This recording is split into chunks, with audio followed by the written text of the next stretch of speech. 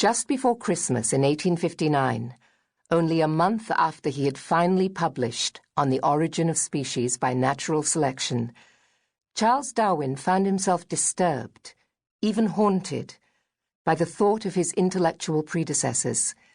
He entered a state of extreme anxiety that had the strange effect of making him more than usually forgetful.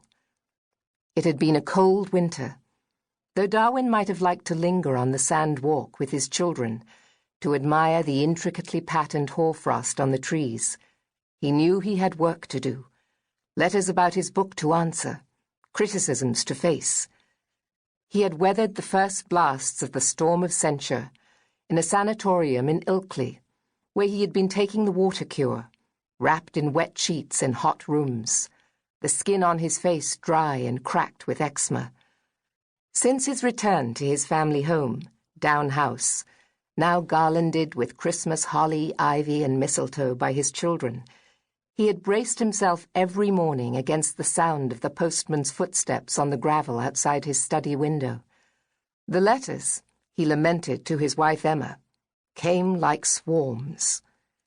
Each new mailbag, delivered to Down House, brought letters voicing opprobrium, some veiled, some outspoken. A few contained praise.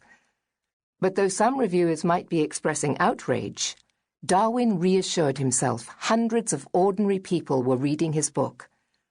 On the first day of sale in November, the entire print run of 1,250 books had sold out. Even Moody's Select Lending Library had taken 500 copies. Now his publisher, John Murray, was about to publish a second edition. This time, Murray intended to print 3,000 copies, and he had agreed to let Darwin correct a few minor mistakes. Darwin was relieved. The mistakes embarrassed him.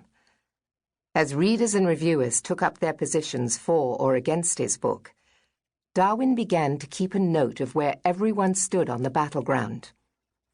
"We shall soon be a good body of working men," he wrote to his closest friend and confidant, the botanist Joseph Hooker, "and shall have, I am convinced, all young and rising naturalists on our side." The letter that launched Darwin into a prolonged attack of anxiety came from the Reverend Baden-Powell, the civilian professor of geometry at Oxford, a theologian and physicist who had been forthright in his support for the development theory for some time. The Reverend Baden-Powell was the father of Robert Baden-Powell, the founder of the Scouting movement. The elderly professor was on the brink of being prosecuted for ecclesiastical heresy. Of all the letters in that day's pile, the one from Powell would be innocuous enough, Darwin assumed. He scanned it quickly, relieved to glimpse phrases like masterly volume and a few other words of praise.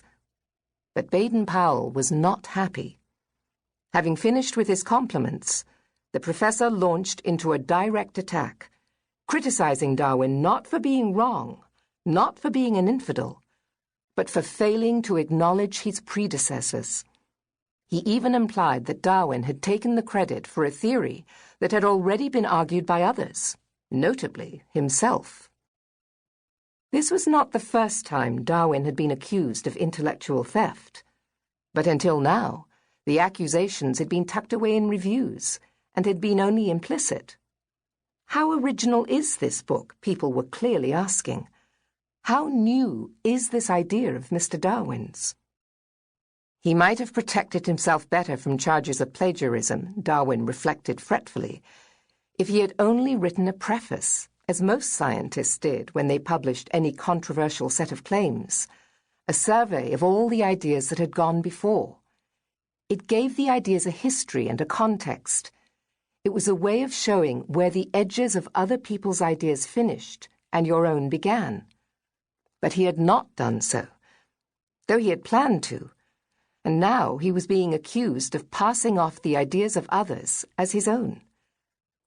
As he sat reading and rereading Powell's letter, Darwin's excuses came thick and fast. He should have included a short preface, he wanted to tell Powell, but his book had been rushed. He had not been at all well. His closest friends, the botanist Joseph Hooker and the geologist Charles Lyell, had been badgering him to publish for years. Then, when Alfred Russel Wallace had sent him that alarming essay from the Malay archipelago, showing that Wallace had worked out natural selection too, Hooker and Lyell had practically forced him to go straight into print. For months he had hardly slept for writing. He had never written so fast or for so long, and in all that rush he had neglected to acknowledge those who had gone before.